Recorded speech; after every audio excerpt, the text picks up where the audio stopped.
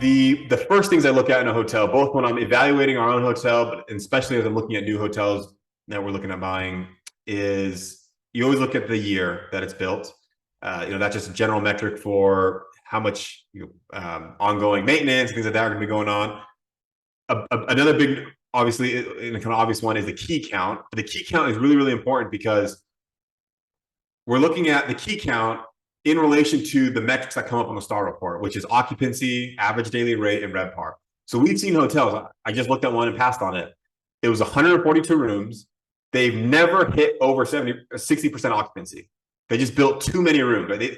And you look at the market, and they're trailing the market in occupancy and RevPAR, but not in ADR. So they can charge. They're charging what everyone else is charging for the rooms, but they just have too many dang rooms in that market. All the other hotels are at 100 rooms, 80 rooms, and someone came along and built 142 rooms. There's only so much you can do to fill 142 rooms, for the hotel. Another one. So I look at the STAR report, but I particularly look at the index on the STAR report. Where is the hotel situated versus other hotels? So the index will look at it, and I'll look on the RevPAR. I look at the ADR and occupancy because I'm looking for, do we have the right revenue management strategy? It's really, really common for multifamily guys and girls to get into the hotel space and treat hotels like short-term leases and apartments. And usually what that means is their occupancy is way higher than everyone else. They're at like 95%, 97% occupancy.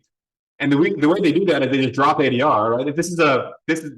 They're completely inversely related. If I charge $1 a night, I can have 100% occupancy every single day of my hotel. If I charge $1,000 a night, I can maintain a 0% occupancy every single night in perpetuity, right? So there's, and then it gets there's some little nuance in the middles, but it's basically that way. And so I see a lot of these hotels where they're running at basically 100% occupancy, ADR below the market, maybe at 80% what other people are charging.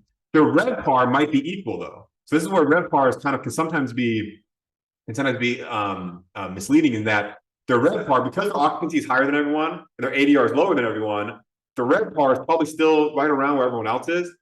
But if you were to look at another number, which does not show up on the STAR report, but which we track very, very closely, is the NOI PAR. It's net operating income per available room. The reason you look at that is, first of all you care about as an owner is really the profit, right? If we could charge $2 million a night for 2 nights and they shut down the hotel, like that would be fantastic, but you can't do it.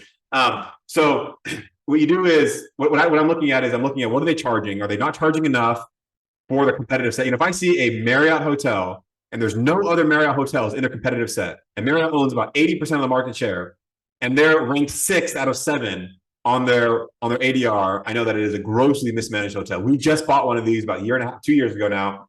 It was the only Marriott hotel in the entire competitive set. It was competing against Best Western, Motel 6, La Quinta, just not quite the Marriott standard. We bought it. They were charging about $100 a night, running 80% occupancy.